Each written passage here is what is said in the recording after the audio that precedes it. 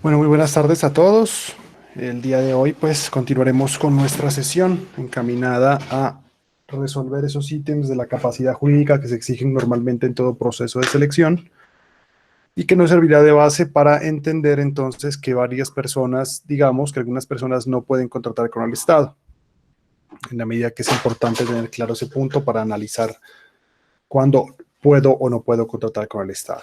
Entonces vamos a ver una breve lista y continuamos con nuestra licitación pública. No olviden entonces las personas que ya están conectadas dejar su registro de asistencia en el chat y no olviden que cualquier pregunta que se presente pues me la hacen conocer a efectos de entender cada uno de estos escenarios que establece eh, la contratación estatal. Entonces, enseguida coloco la presentación. Un segundo, por favor.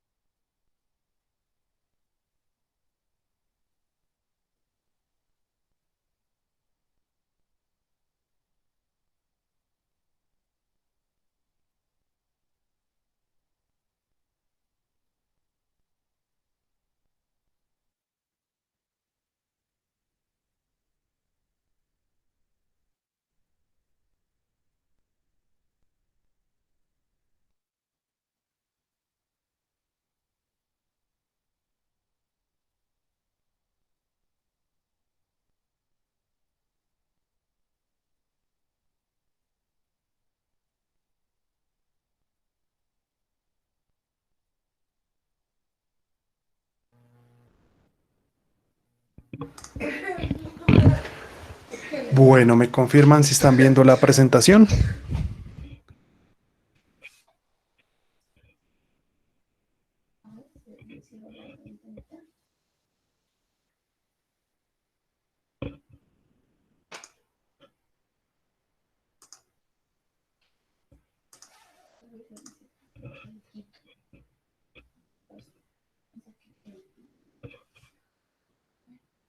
¿Me confirman, por favor, si la están viendo? Sí, profe. Listo. Bueno, entonces, ayer habíamos quedado, digamos, en esa inhabilidad general de que toda persona que sea servidor público no puede contratar con el Estado, salvo en alguna situación especial, y pusimos como ejemplo la de los profesores de la cátedra. Algunas profesiones tienen unas inhabilidades especiales. Por ejemplo, los ingenieros, y esta ley es la que regula la profesión de la ingeniería, no pueden, digamos, obrar como peritos en algún proceso en el cual ellos hayan sido asesores previamente, ¿vale? ¿Qué quiere decir esto? Entonces, hacemos ya un proceso de selección y ahí tenemos unos ingenieros que nos han apoyado para diseñar todo el concurso, el pliego de condiciones, etcétera. Luego ellos, pues, no puedan, ¿ya? Eh, a participar asesorando a los que vayan a concursar.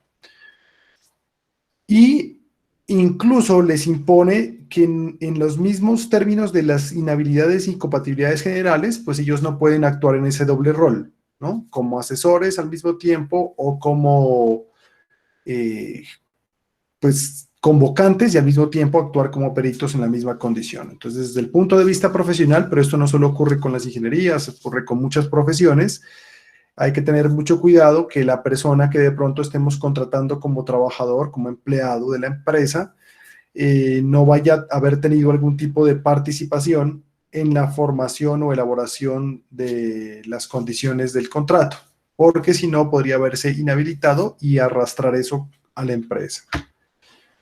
Bueno, esas son como muy propias de la ingeniería. Esta es importantísima, la trae el Estatuto Anticorrupción del 2011, y nos señala que toda persona que haya celebrado un contrato estatal de obra pública, concesión, suministro de medicamentos o alimentos, o su cónyuge o compañero o compañera permanente, y sus parientes hasta el segundo grado de consanguinidad, estamos hablando de hermanos, eh, padres, abuelos, hijos o nietos, pues no podrán ya contratar interventoría con la misma entidad. ¿Qué significa esto? Entonces, tenemos un contrato normal de ejecución, ya sea de suministro o de obra pública, nos dice acá, pero mi esposa o mis hermanos, ¿ya? O mi padre, o mi abuelo, o mis hijos, o mis nietos, tienen otra empresa y con esa empresa pretenden hacer la interventoría a un contrato estatal dentro de la misma entidad. No podrían contratar y esto es una situación que prácticamente a veces se pretermite. ¿Qué quiere decir pretermitir? Pues se omite, no se tiene en cuenta y es una inhabilidad temporal bastante importante. Entonces, para que lo entendamos, pueden contratar, prestar servicios de la misma naturaleza al mismo tiempo la entidad, ¿ya? Yo puedo estar suministrando computadores y mi hermano que tiene un almacén de medicamentos, suministrar medicamentos. Pero nos dice que no podrán ellos hacer contratos de interventoría. ¿Y qué es la interventoría? Es la vigilancia al cumplimiento de un contrato. ¿Con qué fin busca impedir la norma entonces que sus parientes o su esposa o esposo o su compañero o compañero permanente no pueda contratar con la entidad? Pues evitar, digamos, un cruce de favores entre que se permita o no el cumplimiento de un determinado contrato y que como contraprestación a esa vigilancia que realiza el interventor, pues se omita, digamos, alguna situación o se generen otro tipo de contratos adicionales. La idea es mantener la imparcialidad del interventor, ¿ya? Entonces, si el interventor es una persona que le paga al Estado para que de manera imparcial establezca si un contratista ha cumplido o no, pues no va a ser imparcial si tiene a su familia o a su esposo o esposa trabajando en la entidad con otro contrato estatal, ¿vale? Entonces, hay que tener cuidado con esto porque la siguiente inhabilidad nos pone de presente lo frágil que puede ser una situación para un contratista cuando, por ejemplo, participamos en licitaciones o concursos o celebramos contratos estando inhabilitados. La norma nos dice, si usted es consciente de que está inhabilitado, ya, porque no puede contratar, y presenta una propuesta, indiferentemente que la retire, quedará inhabilitado por 5 años. Entonces es gravísimo, gravísimo, ¿por qué? Porque si usted presenta una propuesta y su competencia se da cuenta de eso, no solamente lo rechazarán de ese proceso de selección, sino que adicionalmente lo inhabilitarán por 5 años. ¿Qué implica esto? Que no va a poder contratar con el Estado durante 5 largos años. Prácticamente es una sanción, digamos, de inhabilidad. ¿Por qué? Por el hecho de presentarse inhabilitados. Entonces, yo no sé si a ustedes les comentaba que en alguna oportunidad, en un proceso de selección, que estuvo a mi cargo, se presentó una sociedad cuyos miembros eran los cuñados directos del representante legal. Entonces, en esa oportunidad se advirtió la inhabilidad y se rechazó la propuesta. Pero, digamos, no solo hasta ahí llega la situación. Se debió haber comunicado, ¿ya?, a Cámara de Comercio para que eso se inscriba en el registro único de proponentes y entonces queda registrada la inhabilidad. ¿Qué quiere decir con eso? Entonces que pues la entidad tiene el deber de remitir esta información. Si yo advierto que hay esos acuerdos, digamos, restrictivos, por ejemplo, de competencia, que dos personas se pongan de acuerdo o que son familiares, pues evidentemente uno puede dar lugar a esta situación.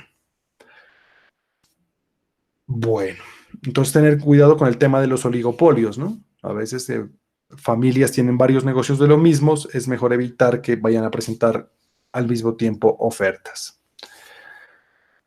¿Quién también está inhabilitado para contratar? Quien dio lugar a la declaratoria de caducidad. ¿Qué es la caducidad? La mirábamos cuando miramos la etapa postcontractual y contractual. Es cuando se declara el incumplimiento de un contrato, ya dentro de la ejecución. Cuando hay un incumplimiento grave, entonces las personas que les declaran el incumplimiento grave durante la ejecución del contrato, pues quedan impedidos para contratar durante 5 años. Lo importante de esto y de la inhabilidad es que la inhabilidad opera no solo desde los contratos que se vayan a suscribir a futuro, sino los que están vigentes. Entonces, para que entendamos este punto. Yo estoy participando en un proceso de licitación, ya, primer escenario. Segundo, tengo unos contratos vigentes con una entidad pública, ¿listo?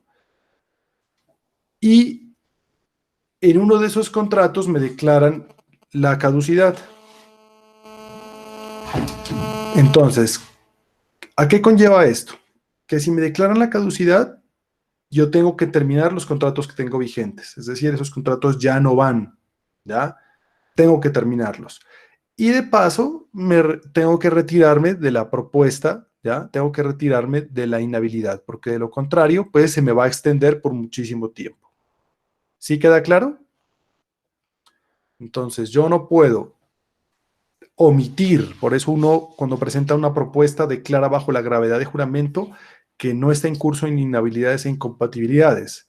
¿Qué quiere decir esto? Que además, si se lograra demostrar que estoy en curso en inhabilidad, pues voy a cometer un delito que es el falso, ya, un falso testimonio, ya, que es declarar bajo gravedad de juramento en cualquier documento que no estoy en curso en una situación en la que sí estaba, ¿vale? Entonces, muy importante.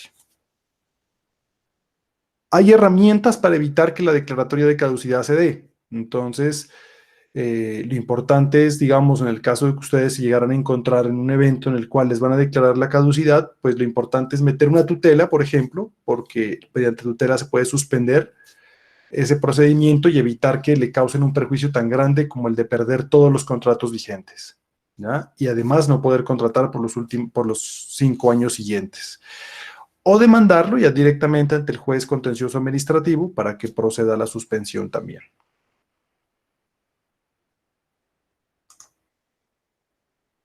Bueno, las personas que ya han sido condenadas, ya, que puede darse desde el punto de vista penal o disciplinario, ya lo mirábamos en ese escenario de responsabilidad, que puede ser declarado inhabilitado. Entonces, una persona que le dan una inhabilidad queda suspendido, a una persona que la condenan por cualquier delito queda suspendido para el ejercicio de derechos y funciones públicas. Y acá, algo que tiene que ver, ¿ya?, con lo que mirábamos en la oferta, ya en esa póliza de seriedad de la oferta. Miren, también es una inhabilidad quien se abstenga de suscribir el contrato estatal adjudicado. Es decir, que además de los riesgos económicos que devienen de no firmar el contrato, también voy a quedar inhabilitado. ¿Listo? Igualmente por esos 5 años. ¿Qué es el conflicto de intereses? Ya, para efectos de la contratación estatal. El conflicto de intereses es cuando el conflicto particular entra en conflicto con un interés general, en este caso del Estado. Pero la norma nos dice textualmente qué es un conflicto de intereses. Entonces nos dice que un servidor público deberá declararse impedido cuando tenga interés particular y directo en la regulación, gestión, control o decisión de un asunto particular, o su cónyuge, compañero o compañera permanente, parientes hasta el 4º grado de consanguinidad, ya miramos, hasta los primos, segundo de afinidad, hasta los suegros, o sus socios de hecho de derecho. Entonces, si yo noto que un servidor público de la entidad o los que tengan que evaluar la propuesta o el representante legal tiene algún tipo de familiaridad, ¿ya? Porque el primo no sería inhábil, digamos, para contratar con el Estado. Pero ya, digamos, de los niveles bajos, ¿no? Los niveles directivos sí les llega hasta el primo. Entonces, veo que mi competencia tiene esa situación, entonces yo le manifiesto que él tiene un conflicto de intereses, ¿vale? Eso para lo que lo tengamos claro. Lo mismo lo de las juntas directivas, eso ya lo mirábamos ayer. Importantísimo. Yo no puedo presentar dos ofertas, ¿ya? Siendo familiares, lo que ya les advertía. Entonces nos dice, quien sea ya cónyuge o compañero permanente o compañeros dentro del segundo grado de consanguinidad o segundo de afinidad, no pueden presentar al mismo tiempo ofertas. Y si están separados, pues deberán haberse separado de oficio, perdón, formalmente. Porque yo no puedo decir, no, es que yo ya me dejé con mi pareja, ya no tengo nada, y terminamos concurriendo ambos con dos empresas distintas a presentar una oferta, ¿ya? Si llega alguien que conoce de esa relación, pues les va a hacer declarar la inhabilidad, ¿vale? Y no van a poder participar con esa entidad. Salvo que se traten, ¿ya?, de sociedades anónimas, porque en el caso de las sociedades anónimas, ustedes saben, pues no aplican tanto a las personas, sino los capitales. Aunque en el caso de las sociedades anónimas, no puede tener ese tipo de parentesco los representantes legales. Entonces, a veces para presentar ofertas uno encuentra muchísimos, esos ejemplos abundan, en los cuales son socios, representantes legales o algún puesto en la junta directiva de varias sociedades, ¿ya? Entonces hay que tener habilidad nosotros como empresarios, pues si estamos en competencia para identificar eso. ¿Cómo? Sacando esos certificados de existencia y representación legal o sacando los documentos de la empresa. Recordemos que todo el registro mercantil es público. Ustedes van, antes tocaba pagar, ahora ya no. Van con un CD, con una memoria y les descargan todos los libros mercantiles que están en Cámara de Comercio. Entonces usted les dice, por favor, necesito todas las actas de la junta directiva o de la asamblea de socios de tal empresa y se las entregan. Entonces, si yo quiero saber si mi competencia dentro de un proceso de selección pues tiene algún tipo de un acuerdo restrictivo de la competencia, digamos, desde este punto, en el cual los que participan hacen parte de una misma empresa que los controla, entonces yo ahí puedo lograr evitar este tipo de situaciones, ¿vale? Bueno, el tema de la caducidad, ¿ya? Igualmente, digamos, afecta a los socios. ¿Qué significa esto? Que esto era lo que yo les decía, lo del PAE, que muchas personas entonces les declaran la caducidad en una empresa, entonces se salen de esa empresa y forman otra. Esa caducidad va a perseguir a los socios. Si yo permito que una persona que le declararon la caducidad con el Estado llegue a mi empresa como socio, voy a viciar mi empresa y ya no va a poder participar en una entidad, en un proceso de selección. Y estas últimas, que son las que le decía que son importantísimas, ¿ya?, que tiene que ver con el tema de la corrupción. Y la ley 2014 del 2019 nos dice que toda persona que inclusive esté investigada, o sea, no quiere que la condenen, esto pueda que se caiga posteriormente porque viola el principio de presunción de inocencia, aquel que dice que todos somos inocentes hasta que no nos declaren culpables, pero no dice que toda persona que esté investigada por procesos de corrupción o que haya sido condenada, pues lógicamente no podrá contratar con el Estado, pero todas las personas, ¿ya?, que trabajen para la empresa, los miembros de las juntas directivas, los representantes legales, ¿ya?, y los administradores, en especial nos dice si así sean de hecho o de derecho, es decir, nombrados oficialmente o que estén actuando, digamos, a través de terceras personas. Y esta inhabilidad será de carácter permanente, es decir, que jamás, ya en temas de corrupción, porque yo puedo caer en temas de corrupción sin necesidad a ser detrimento estatal, del patrimonio estatal, quedarán inhabilitados por siempre. Es decir, estas empresas quedan muertas en vida para contratar con el Estado. Entonces hay que tener mucho cuidado frente a esa circunstancia. Este es importante también, el que tiene que ver con el financiamiento de campañas políticas, sobre todo aquí en Nariño, que en los departamentos más pobres, donde se miran las campañas más costosas, ¿no? Eh, Tener en cuenta, digamos, que yo no puedo contratar si hago aportes superiores al 2.5 de las sumas máximas a invertir, ¿no? De cada candidato. Entonces, si yo voy a hacer inversión oficial en una campaña, hasta en eso tengo que cuidarme hasta qué monto puedo hacerlo. Bueno, hay una verdad, digamos, de conocimiento público, y es que las campañas pues no cuestan lo que realmente se reporta en estos sistemas de transparencia electoral. Más sin embargo, es importante advertir que esto persigue pues no solo a la persona que invierte, sino a sus familiares también hasta el segundo grado de consanguinidad, a las empresas que uno constituya o que ya existan, ¿ya? Y no tiene aplicación para contratos de prestación de servicios, ¿vale? Esto solo sería para procesos de selección. Entonces, si lo van a contratar a usted como profesional y usted invirtió, pues ahí sí no hay problema. Entonces, para que miremos los montos, ¿ya?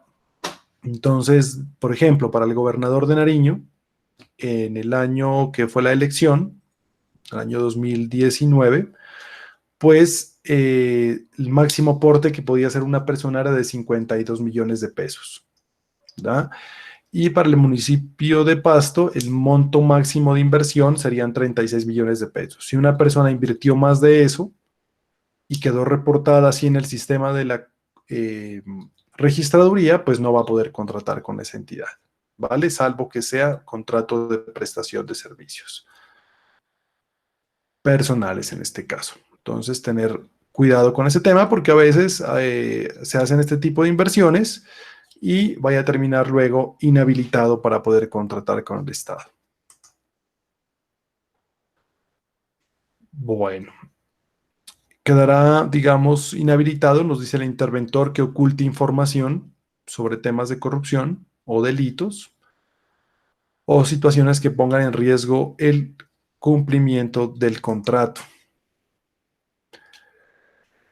Los miembros de junta directiva, ya lo habíamos dicho antes, digamos, toda persona que sea miembro de junta directiva, independientemente que tenga la condición o no de servidor público, quedará inhabilitado, digamos, para contratar durante un año, nos dice la norma. Es decir, que yo después de un año no puedo contratar. Inclusive, mire, si usted llega a ser servidor público, tiene que esperarse luego un año para volver a contratar con la entidad. Queda inhabilitado para contratar con la entidad durante un año siguiente a la dejación del cargo. Bueno, esto sí, pues ya es muy sencillo. Incompatibilidades. Entonces, ¿qué dijimos que era la incompatibilidad? Pues aquella imposibilidad de ostentar dos o más situaciones. Entonces, en este caso, pues nos dice que si yo como ciudadano tengo familiares en la entidad, pues no puedo contratar, ¿vale? Entonces nos dice que si yo tengo hasta un segundo grado de consanguinidad o segundo de afinidad con personas, digamos, con los servidores públicos del nivel directivo asesor ejecutivo o con los miembros de la junta directiva o con las personas que ejerzan control interno o fiscal dentro de la entidad, no voy a poder contratar. ¿Ya? Entonces, por ejemplo, un familiar, un hermano, ¿ya? O el cónyuge trabaja en la entidad estatal, pues no va a poder contratar, digamos, en esa entidad. Solo quedan en esa entidad. Lo mismo, digamos, el tema del cónyuge, ¿ya? O compañero permanente en las mismas situaciones. o las personas, digamos, asociaciones, fundaciones, cualquier persona jurídica, mejor dicho, ¿ya? En las cuales existan también en los miembros de su junta directiva relaciones de consanguinidad o afinidad con la entidad pública. Entonces, yo soy miembro de una fundación, soy miembro de la junta directiva, pero mi esposa trabaja en una entidad, obtiene un cargo directivo en una entidad pública. Esa fundación, esa corporación no va a poder contratar, ya, digamos, con esa entidad pública. Bueno, entonces aquí más o menos como una reiteración de lo que habíamos visto, del tema de los miembros de juntas y consejos directivos. Y toda persona, digamos, que haya trabajado para el Estado en el nivel directivo, pues no podrá contratar con esa entidad estatal dentro de 2 años, nos dice acá la norma. ¿Ya? Para tenerlo en cuenta. Bueno. Entonces, esas serían, digamos, las inhabilidades e incompatibilidades que nos señala la ley, que son importantes tenerlas en cuenta para efectos de analizar ese proceso de selección. ¿Listo? Para saber si yo puedo o no ofertar. Les pregunto entonces a ustedes, ¿hay alguna duda, alguna pregunta sobre lo que comprenden esas inhabilidades o incompatibilidades para contratar con el Estado?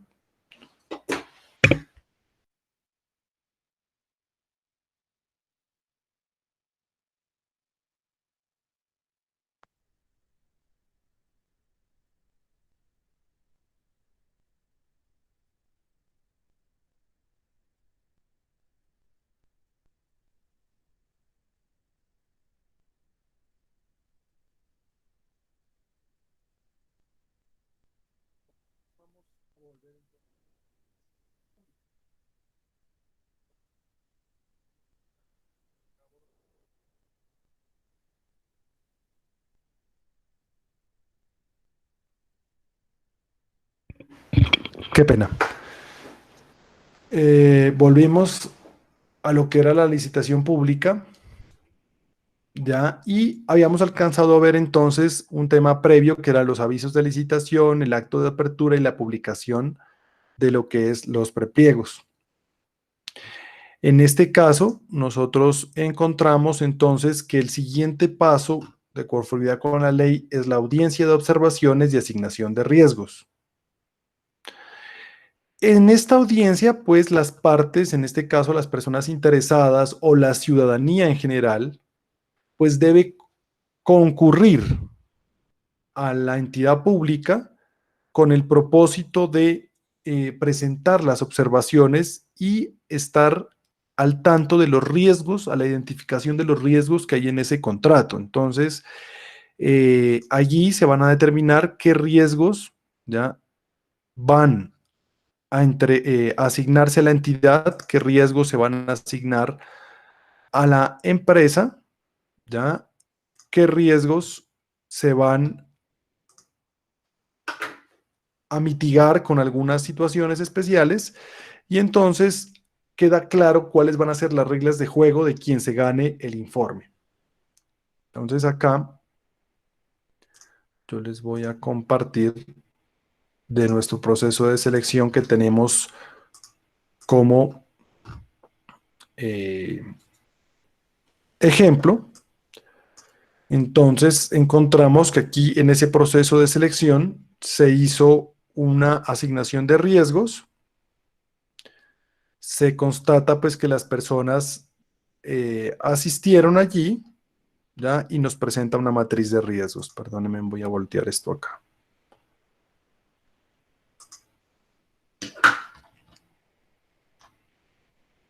Listo, entonces aquí hay una matriz, pues esto es muy genérico, ¿ya? Pero nos va aquí a designar, digamos, cuál es el riesgo y quién lo va a cubrir, ¿ya? Entonces nos dice, miren, por ejemplo, fluctuación de precios y reajustes durante la ejecución del contrato. En el costo de los insumos, tarifas, jornales, materiales, asesorías, honorarios regulados por el gobierno.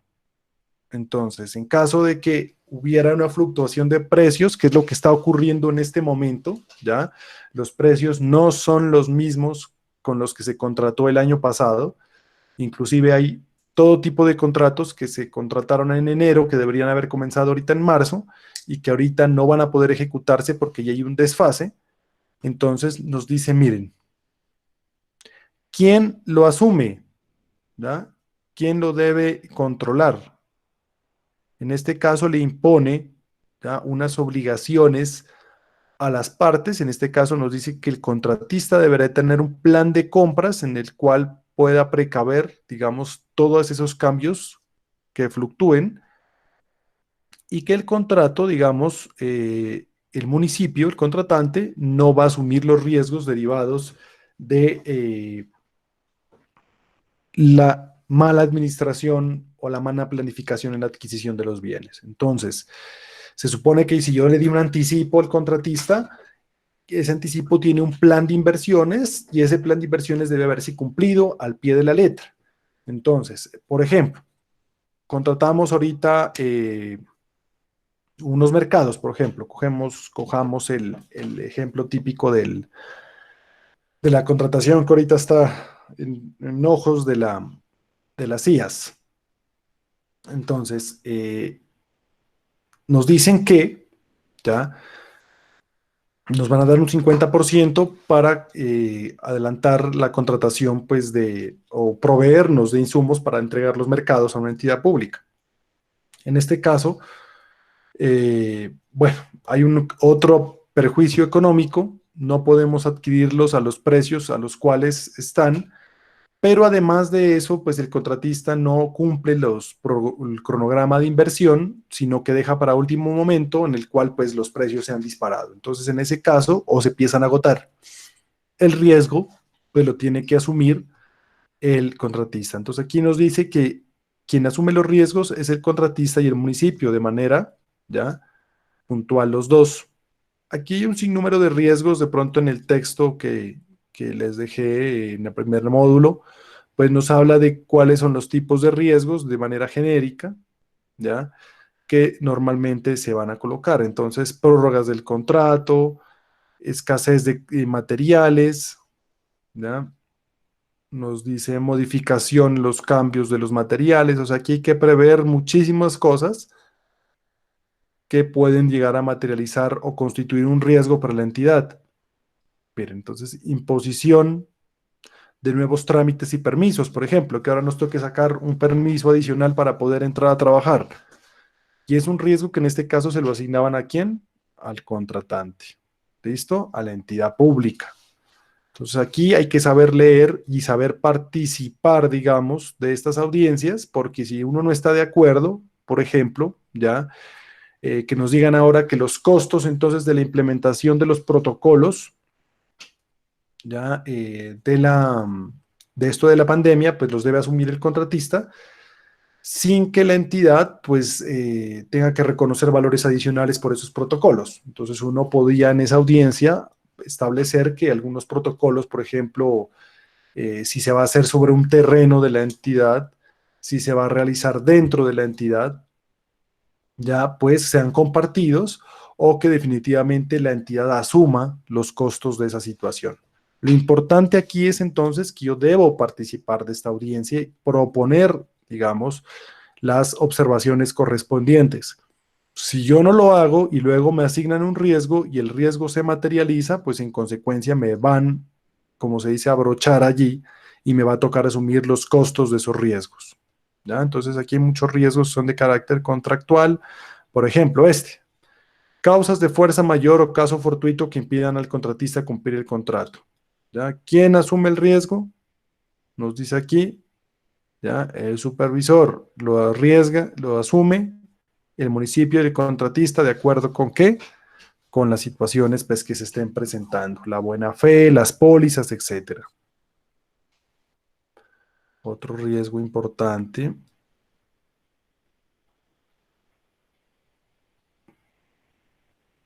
Mira, daños por inadecuadas prácticas, riesgos de construcción, bueno, son temas muy de la ingeniería civil. Quiero irme Miren, por aquí, no sé si acá estuvo una persona que no, esto fue en otra materia, pero no sé si de pronto esté haciéndola acá. Me preguntaba, por ejemplo, qué sucede si uno de mis empleados, y creo que tocamos el tema acá, comete un error a la formulación de la propuesta, ¿ya? Entonces, es un riesgo, bien, que nos dice aquí que lo asume el contratista, ¿ya? Si mi empleado comete una equivocación en la formulación de la propuesta, pues definitivamente yo me puedo ver incurso ya en unos sobrecostos que debo asumirlos yo directamente. Bueno, miren los cambios de las tasas de interés, las variaciones financieras, nos dice que tiene que asumirlo el contratista. O sea, aquí es importante, digamos, que de acuerdo con cada situación, pues uno debe entrar a que estos riesgos los asuma directamente el Estado, porque, digamos, el cambio en las tasas de interés o el cambio en las circunstancias económicas en la actualidad, pues son muy, muy difíciles de manejar, digamos, por parte del contratista. Sería un contrato a riesgo, pues sería muy difícil en este momento predecir qué va a ocurrir. Bueno, aquí miren, afectación de terceros, lo que decíamos, la responsabilidad extracontractual. ¿Ya? ¿Quién lo asume? El contratista. Por eso, ¿para qué? Yo adquiero una póliza. Entonces aquí ya hay bastantes riesgos que se deben distribuir y asumir, y esto se hace en una audiencia pública. ¿Ya? En esa audiencia pública participan, no entiendo aquí por qué no está la lista, pero se supondría que aquí debería estar la lista de las personas que participaron de esa audiencia. ¿Vale? Entonces es importante tener en cuenta este tema.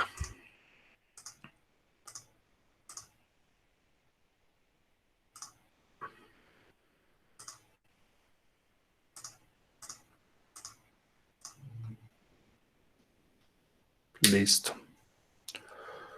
Bueno, después de todas esas observaciones que se hagan, nos dice la entidad tiene 3 días hábiles para publicar los pliegos definitivos. Entonces, ¿qué son los pliegos definitivos? Pues ya las condiciones con las cuales se va a participar. Nos dice que en ese pliego de condiciones definitivo, pues deberá establecerse un cronograma serio, ¿vale? Y ese cronograma, digamos, en tiempos no puede ser modificado sino hasta 3 días antes del cierre. ¿Qué es el cierre? El momento en el cual se define ya el último minuto para la entrega de las ofertas. En este caso, pues, la entrega de las ofertas y el cierre, entonces la entidad no podrá hacer ningún tipo de modificación de fondo para que las partes tengan el chance de poderse adecuar a esas modificaciones. Entonces, pueda que lo que yo requiero en el prepliego sea muy, muy diferente o, digamos, ajustado en la publicación de los pliegos definitivos. Entonces yo como entidad no me puedo, como empresa, digamos, no me puedo fijar solo en estos pliegos porque son documentos previos que están esperando unas observaciones en las cuales el contratista pues pone de presente, el futuro contratista, unas observaciones que son necesarias atender. ¿Vale? Esto, digamos, las observaciones dentro de esta parte son legales, ¿ya? Porque son públicas, se van a publicar ahí en el SECOP, la gente las va a conocer y son pues correctas. No digamos que sería ilegal en el tema de la participación del futuro contratista en la elaboración de los prepliegos y documentos, pues hay unos casos muy lamentables en los cuales es el mismo contratista quien elabora los prepliegos pues, de las entidades. Eso sí ya sería ilegal, porque los hace, se dice el pliego tipo sastre, hecho a la medida de una determinada empresa. Se entregan las ofertas. En materia de licitación pública, les había dicho, se presentan 2 sobres, un sobre con una propuesta económica y un sobre con una propuesta técnica, ¿ya? El sobre 1 de la propuesta técnica pues hace alusión a los requisitos habilitantes, a los que permiten, digamos, definir si las personas pueden o no pueden participar. Ahí se publica un informe.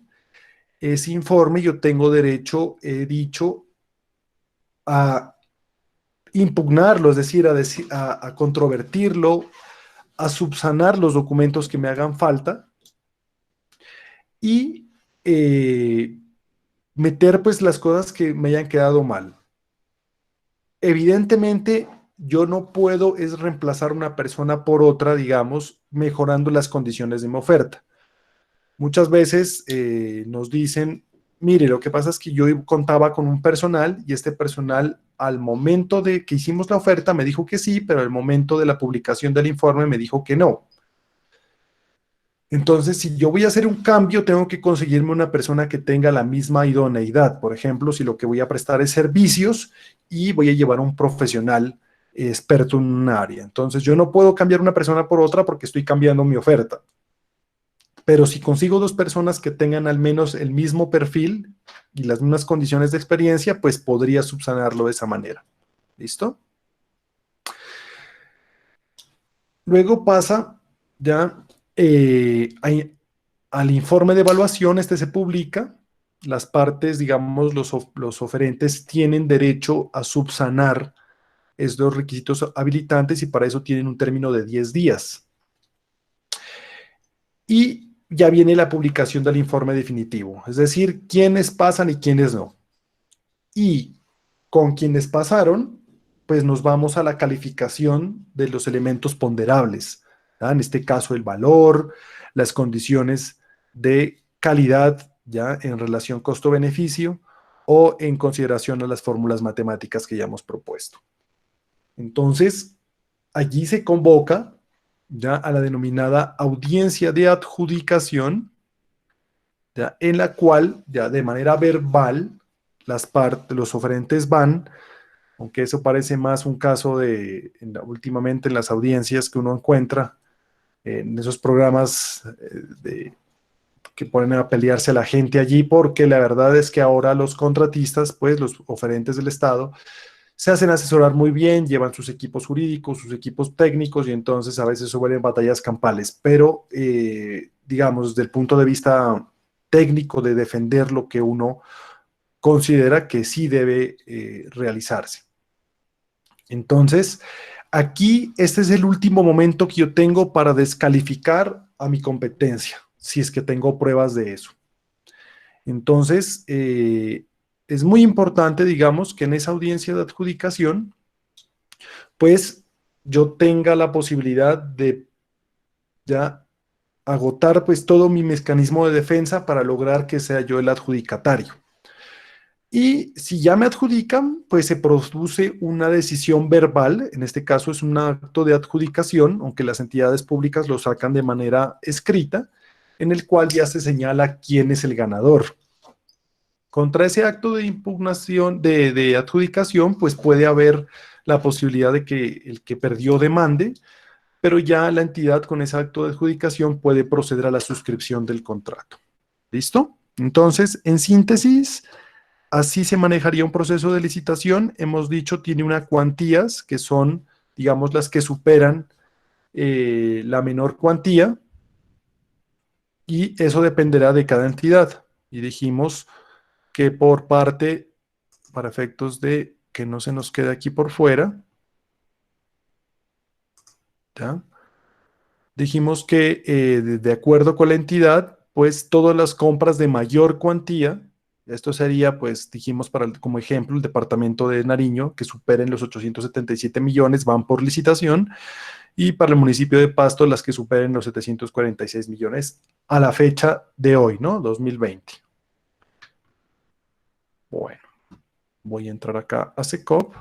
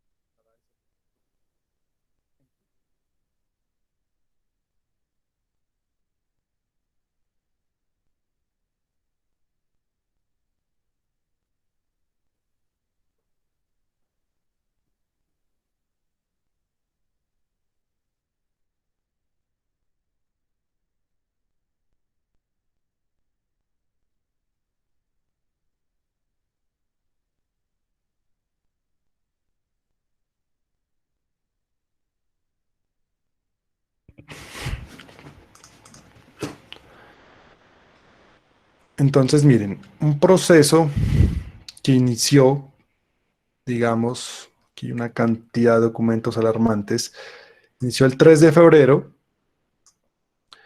Se supondría que en condiciones normales pues se adjudicaría en los términos máximos de 2 meses. Sin embargo, esto es un proceso que ha tenido bastantes tropiezos. No sé si los que escuchan noticias regionales habrán visto, digamos, todo lo que ha sucedido en este proceso.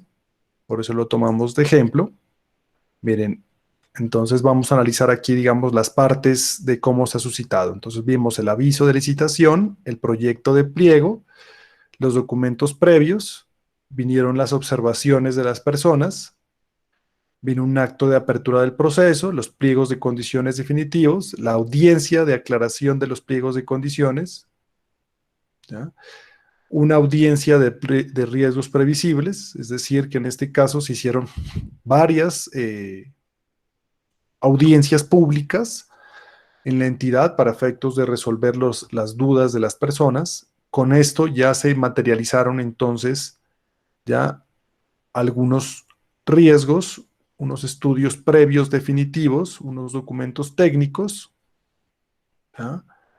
Aquí nos dan, digamos, unos formatos que nosotros debemos tenerlos en cuenta para efectos de presentar nuestra oferta. Y aquí, por ejemplo, ya nos ponen de presente que sobre los pliegos definitivos, pues hay nuevas observaciones, hay derechos de petición, ya se gastaron todo el mes en resolver eso, se hacen algunas modificaciones al proceso de selección tendientes a ampliar los términos o resolver las observaciones, y se siguen haciendo modificaciones, se cierra, ¿ya? Se cierra la oferta, el proceso, se sigue ampliando el cronograma, esto es ampliación de cronograma, y se presentan los informes de evaluación. Aquí ya se publican las ofertas, se avisa que cuándo va a ser la audiencia de adjudicación con base en el informe definitivo y se adjudica. ¿Listo? Aquí se presentan algunas observaciones y terminan entonces ya adjudicándose. Pero frente a esa adjudicatoria, así como dándoles el resumen de esto, ya terminan entonces formulando una revocatoria, es decir, señalando que ese proceso fue mal adjudicado, ¿ya? Se revoca ese acto de adjudicación y luego terminan adjudicándole a otra persona. Entonces aquí, en este proceso, para que ustedes, digamos, si luego miramos, sino que está bastante pesado, digamos, para entrar a revisar la totalidad de situaciones, pero vamos a escoger unos 2 documentos para ver si nos hacemos una actividad.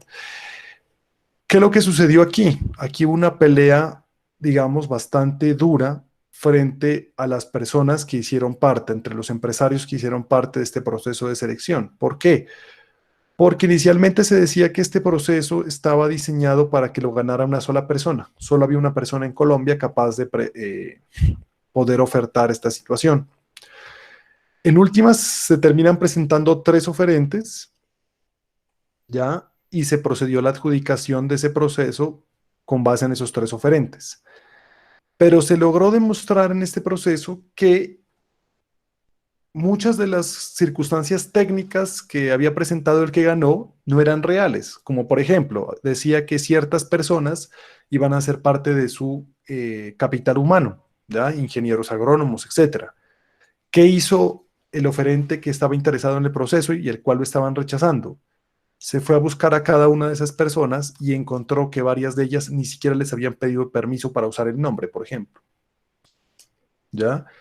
Entonces, esa alcaldía tuvo que echarse para atrás, revocar el acto de adjudicación y declara desierto el proceso, que es declarar desierto, al señalar de que no había ninguno que ganara. ¿Ya? Y ante eso se presenta una revocatoria, ¿ya? Porque si el otro no puede ganar, pues el que sigue en el orden de elegibilidad tendría que ser el ganador. Y le tocó entonces a esta alcaldía adjudicar aquel proponente que hizo valer sus derechos durante el proceso de selección, ¿vale? Entonces, muy importante tener en cuenta esa situación.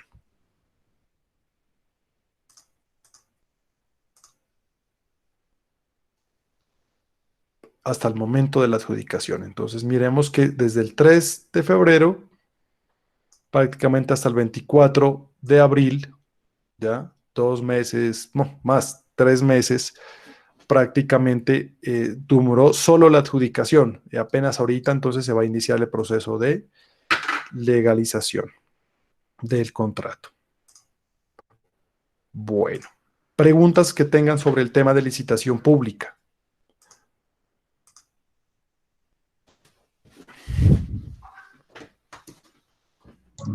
Ninguna, profe. Bueno.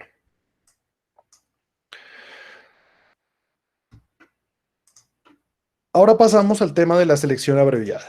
¿Listo? La selección abreviada es un proceso en el cual pues ya se contrata por cuantías menores. Nos dice la norma que se utilizará siempre para la adquisición o suministro de bienes de características técnicas uniformes y de común utilización. Ya dijimos que era eso de características técnicas uniformes. Entonces, computadores debidamente establecidos, papelería, elementos de aseo, digamos, elementos que yo pueda estandarizar en unas características técnicas comunes y que me sirvan para la entidad, sin consideración a la cuantía del proceso, ¿ya? Si lo que voy a contratar es solo computadores, pues yo lo hago por la selección abreviada sin importar la cuantía del proceso, ¿vale? Si son elementos de características técnicas uniformes. O la contratación que tiene que ver con una cuantía que se ha denominado la menor cuantía. ¿Y cuál es la menor cuantía? Depende del presupuesto de la entidad. Aquí hay un cuadro que nos dice que de acuerdo a la cantidad de salarios mínimos que correspondan al presupuesto de la entidad, pues será, ya, en este caso,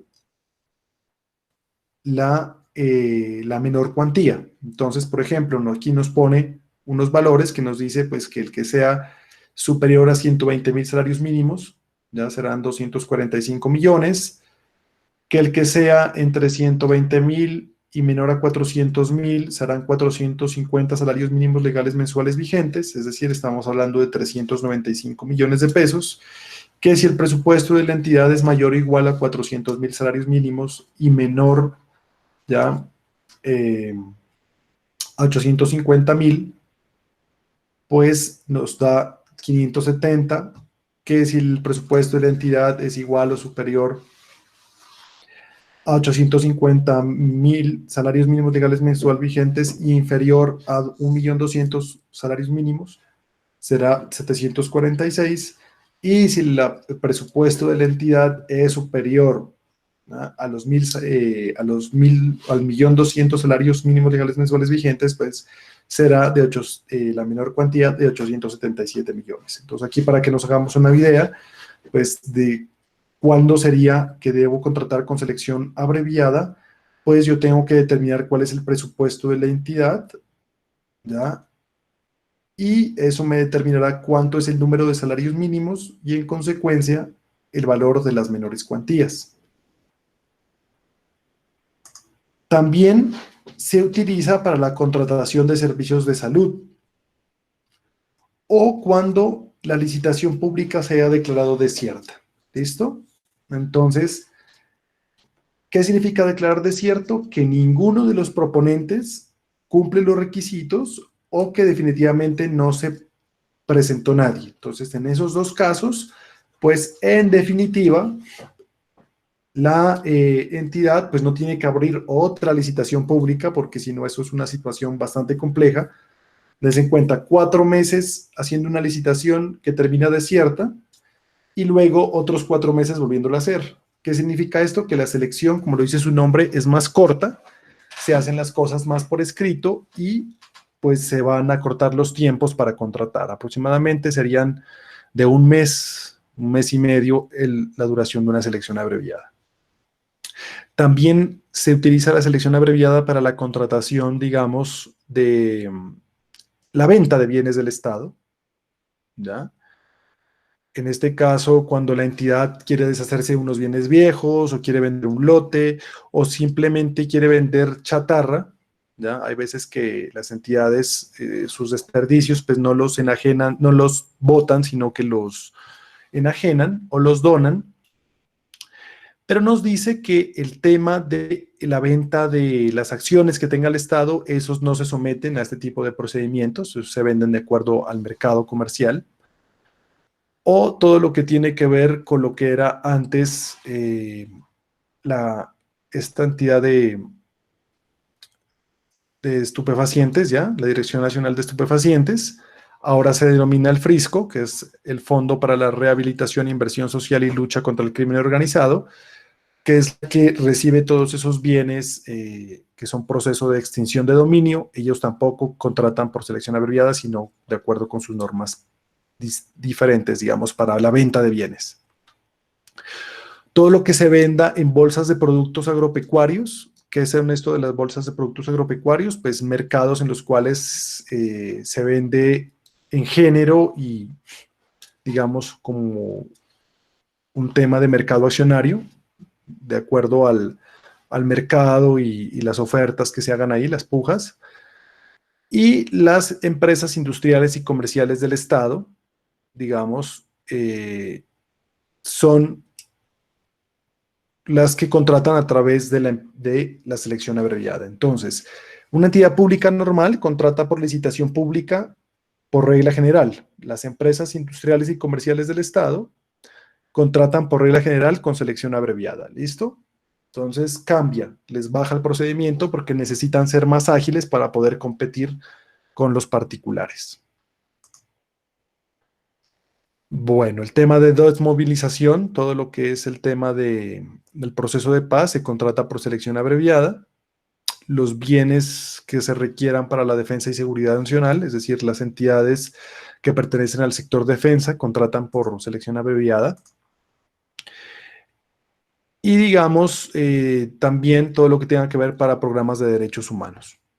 Entonces, son varias, recordemos, las categorías en las cuales yo contrato con selección abreviada. Y la principal va a ser la adquisición o suministro de bienes de características técnicas uniformes. Ahí no hay pie, esa es la que más se verifica en las entidades estatales. ¿Listo? Entonces, ¿cómo es el proceso de selección a grandes rasgos? Primero, si yo voy a hablar de que se tratan de bienes y servicios de características técnicas uniformes, pues la entidad tiene el deber de planificar qué es lo que va a contratar. ¿Ya? Entonces, en esto hay que tener cuidado porque las entidades no deberían manejarse como tiendas de barrio, ¿ya? En el cual pues van pidiendo las cosas a medida que se van acabando. No. Una entidad pública sabe lo que necesita y por eso está obligada a unos instrumentos de planificación que en concreto serían, el primer instrumento de planificación sería el plan de desarrollo de la entidad. Ese plan de desarrollo que va a definir cuáles son los objetivos de esa entidad a corto, mediano y largo plazo, digamos, de acuerdo con la duración pues de lo que se denomina el periodo de gobierno, digamos, en el caso de las alcaldías y gobernaciones, pero anualmente tienen que, en correspondencia con ese plan de desarrollo, establecer un plan anual de adquisiciones. Esto está pues dentro del manejo normal de cualquier entidad, digamos, desde el punto de vista de la administración. Entonces, establecer un plan, ¿ya?, de compras, un plan de adquisiciones, pero acá se establece de manera legal. La entidad pública debe programar, planificar qué es lo que se va a gastar el año y contratar de acuerdo con eso. ¿A qué voy con toda esta parte del plan anual de adquisiciones? Es decir, que la entidad no puede estar haciendo compritas parciales, ya mediante procedimientos que buscan fraccionar, el famoso fraccionamiento contractual. Entonces, la entidad tiene el deber de planificar de tal manera que a mayor escala de compra, pues menor precio. Si la entidad no lo hace así y lo contrario es lo que hace varios procesos pequeños para contratar en las que pueden directamente o por procesos de selección menores, pues lo que estamos viendo es un proceso de una práctica corrupta. ¿ya? Entonces hay que tener cuidado con esa situación, o si yo conozco, digamos, ese plan anual de adquisiciones, me puedo ir anticipando a qué es lo que eh, va a comprar la entidad. Entonces ustedes como empresarios pueden ir a la página de la alcaldía, a la página de la gobernación o de cualquier otra entidad pública o en el mismo SECOP y consultar los planes anuales de adquisiciones de las entidades para saber qué es lo que van a pedir, e inclusive hacer un proceso pues de presentación de ofertas previas, digamos, de ir donde los responsables de la contratación y presentarle pues su portafolio o cualquier, digamos, iniciativa por parte del empresario buscando que se conozcan sus productos y servicios y de esa manera, digamos, ir informando a la entidad cuál es el estado del mercado, ¿vale? Es importante, digamos, tener ese proceso de relación. Superado entonces que una buena planificación, pues yo debo proceder al acto de apertura del proceso de selección. Acá no hay avisos. Es directo el proceso de apertura del proceso de selección con la publicación de los prepliegos y documentos. Estos prepliegos y documentos pues van a ser mucho más sencillos que los que hemos visto hasta el día de hoy. Se limitarían exclusivamente a lo que es pues la descripción de las características técnicas uniformes en este caso, o de la obra pública, si fuera de menor cuantía, ¿ya? Tenemos derecho de formular observaciones, las cuales deberán ser resueltas en el término de 5 días hábiles. Se deberá publicar un pliego definitivo. Se establecerá unos días para la entrega de ofertas y cierre. Habrá una apertura. Esta apertura ya no es pública, sino que es, ¿ya?, directamente privada, la hace la entidad, presenta un informe de habilitación, preséntase las observaciones, una vez con las observaciones se presenta el informe definitivo y se pasa a lo que es la audiencia de subasta y adjudicación. Entonces, ¿por qué subasta? Porque cuando se trata de servicios, o lo hemos dicho, de bienes de características técnicas uniformes, el único valor a evaluar, ¿cuál es? Ya lo dijimos en una clase pasada.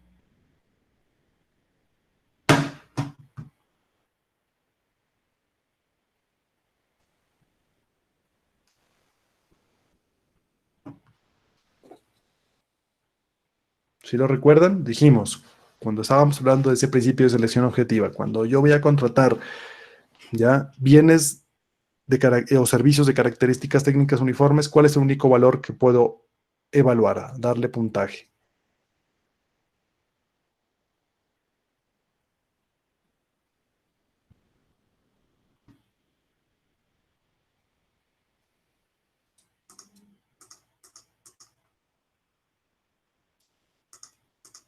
¿No? ¿Ninguno?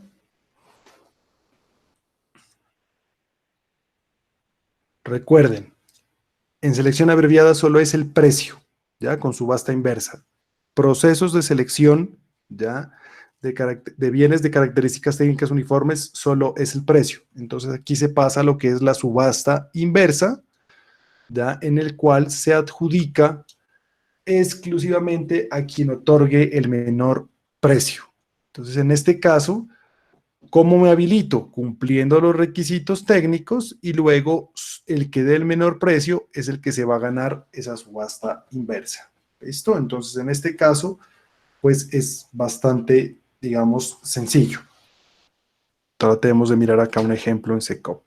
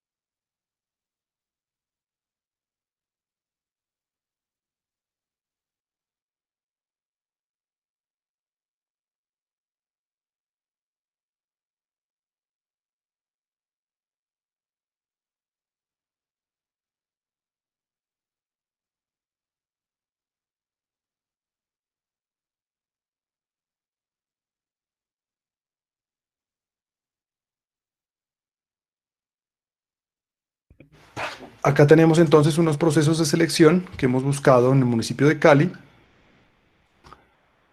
Y aquí nos dice, por ejemplo, elementos de aseo y cafetería, por un valor de 374 millones de pesos. Vamos a abrirlo.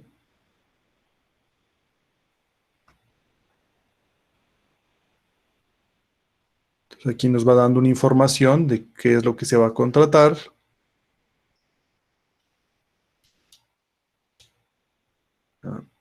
Un cronograma, unos riesgos.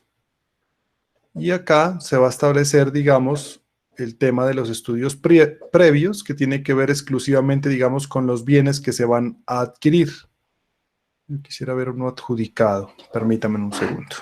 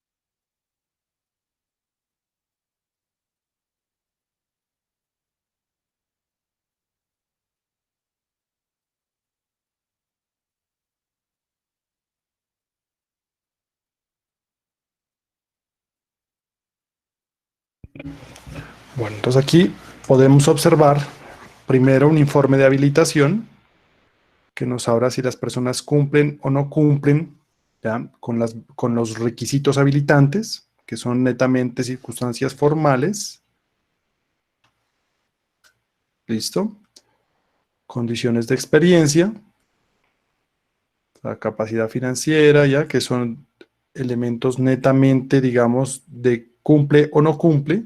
Las características técnicas, ustedes miren aquí, ya, esta es la descripción, si quien participa cumple o no cumple, que sería un informe de habilitación, que me determina si la persona pasa o no pasa el concurso. Y acá, ya que es el informe de selección, aquí ya nos avisa pues que ya las personas que se presentaron, digamos, bueno, en este caso solo quedó habilitada una persona y que a esta persona fue que se le adjudicó, ¿vale? Vamos a buscar otro acá, que ojalá haya habido debate. Compra de elementos de ferretería.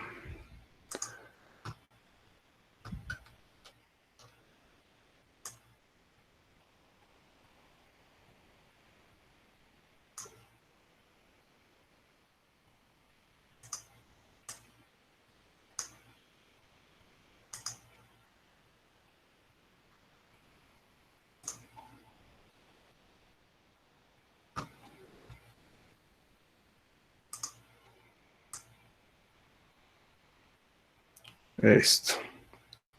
Entonces aquí sí podemos mirar que hay hartas personas las que participaron, que de varias empresas, varios quedaron no habilitados en algunas cosas, ¿ya? Y que en consecuencia después de todo ese proceso que hemos dicho de poder subsanar las ofertas, etcétera, etcétera. Miren, esto es lo que quería que miremos. ¿Ya? Hay un precio de arranque de la subasta inversa, hay unos primeros lances de los valores, ¿ya? Y quien termina adjudicándose es porque hace el lance más bajo, es decir, con un valor ya bastante bajo respecto de la oferta que se ha iniciado inicialmente. Entonces pasamos con un precio de 199 millones, ¿ya? Y termina adjudicándose, digamos, de acuerdo con el tema de los procesos, de los productos, en 142 millones de pesos. Entonces allí el único valor a evaluar es el precio. En este caso, esta empresa fue la ganadora por haber dado el precio más bajo. ¿Por qué? Porque cumplió todos los requisitos técnicos habilitantes. Entonces en esto, digamos, no hay mayor complicación, solo saber que lo que tengo que hacer o mi trabajo fundamental como empresario es pues definitivamente acreditar la parte técnica. ¿Listo? Es decir, que mis productos queden habilitados dentro de ese proceso de selección.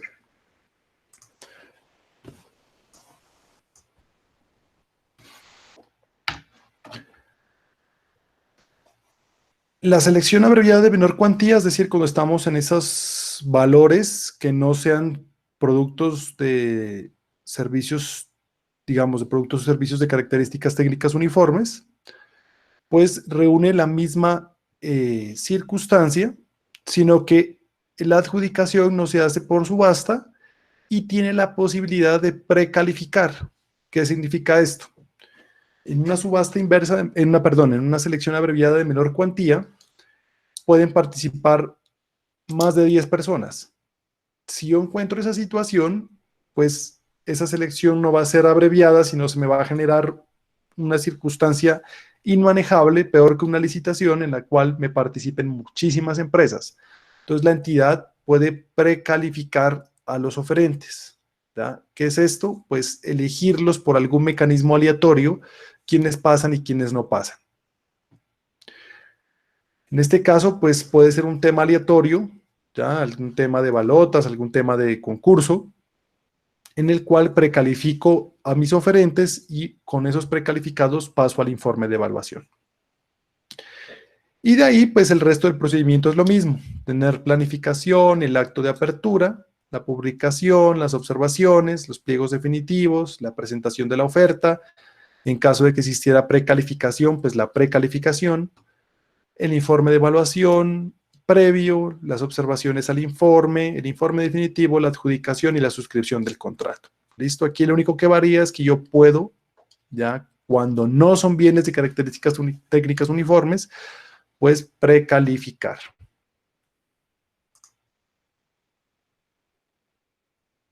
Y finalmente, como para que culminemos el tema de la selección abreviada de enajenación de bienes del Estado, pues hay dos formas de vender. ¿Ya? Cuando una entidad pública quiere vender bienes, pues tiene que hacerlo de dos maneras. Lo puede hacer directamente o a través de un intermediario, en este caso a través de mecanismos de subasta pública como los martillos, comisionistas en venta de bienes, etc. ¿Listo? Cuando son entidades del orden nacional, es decir, presidencia, ministerios, superintendencias o cualquier otra entidad del orden nacional, como procuraduría, fiscalía, bueno, etcétera, ellos deben hacerlo a través de CISA, del Central de Inversiones, que es una entidad exclusiva en la administración de bienes o de negocios inmobiliarios del Estado. Es una empresa industrial y comercial del Estado. Pero las otras entidades tienen la posibilidad de venderlos de dos maneras: directamente a través de una selección abreviada o a través de un martillo. Por ejemplo, el Banco Popular vende a través del martillo. Y pues finalmente es un procedimiento que tiene que pasar, digamos, por algunos permisos previos. Entonces, inicialmente, la entidad debe evaluar estos bienes, ¿ya? Evaluar legalmente, es decir, un avalúo serio. Con base en ese avalúo, solicitar autorización de la Junta, Asamblea o Consejo Directivo para enajenar, para vender, publicar un aviso en un periódico de alta circulación nacional, publicar los prepliegos para que se hagan observaciones, ¿ya? Y aquí la diferencia es que la persona que quiera comprar tiene que consignar el 20% del valor de los bienes para poder ofertar. Luego viene la presentación de ofertas, el informe de habilitación, un informe de una parte de observaciones, y aquí ya no es subasta inversa, sino subasta normal. Quien dé más valor por este producto o bien, pues es el que se va a adjudicar el contrato. Esto ha estado ahí siempre, ¿ya? Eso ha estado ahí siempre. Bueno, ya se nos agota el tiempo, pero la próxima clase haremos un ejemplo, porque entiendo yo, bueno, nosotros con ustedes ya haremos un ejemplo o les contaré el tema por cuál fue el tema de la venta de licores de la Gobernación de Nariño, por qué es el problema, por qué se suscitó semejante escándalo, y prácticamente es como para que entendamos este proceso, ¿ya?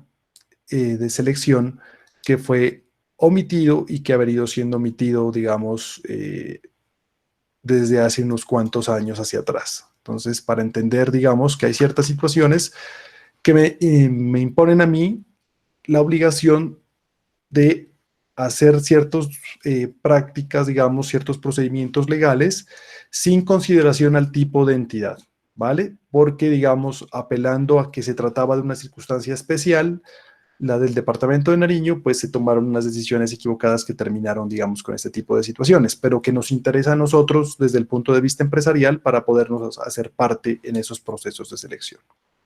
Bueno, ¿alguna duda sobre lo que es selección abreviada?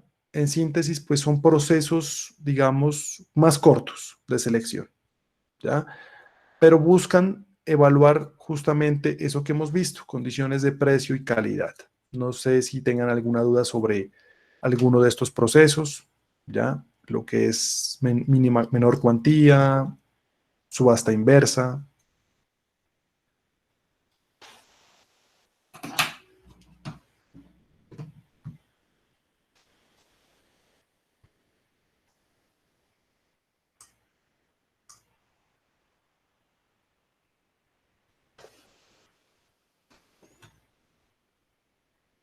Pues les pregunto si estamos siendo claros con la exposición de los temas. Hemos visto algunos ejemplos.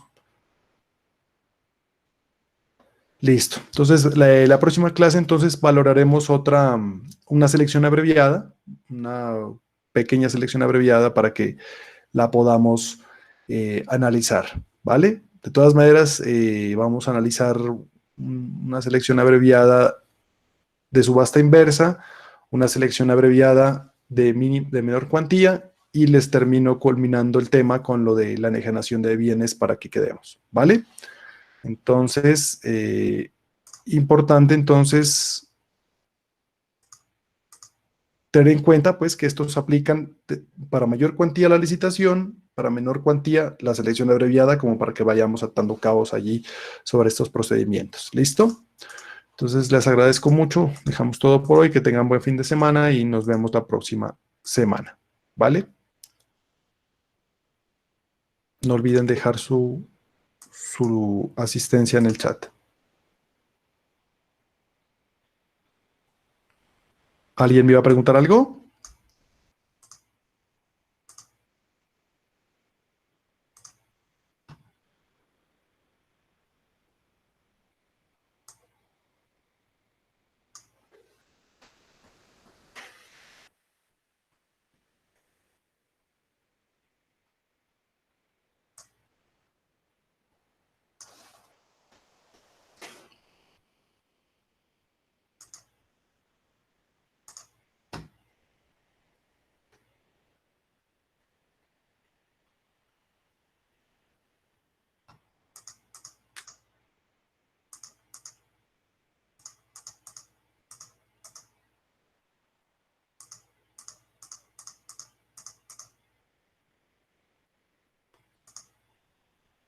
Profe, Dígame. buenas tardes. ¿Qué le digo? Es que Muchas quisiera hacerle una preguntita personal, no sé a qué hora se tiene disponibilidad para llamarlo. Llámeme ahorita porque ahorita a las 2:40 arrancó clases con otro curso. Ah, listo, ya le, ¿Listo? ya, Bueno, ya le bueno, tengo para que, tranquilo. por favor, Bueno, gracias. tranquilo. Hasta luego. Bueno, entonces nos vemos la próxima semana. A todos que pasen buena tarde.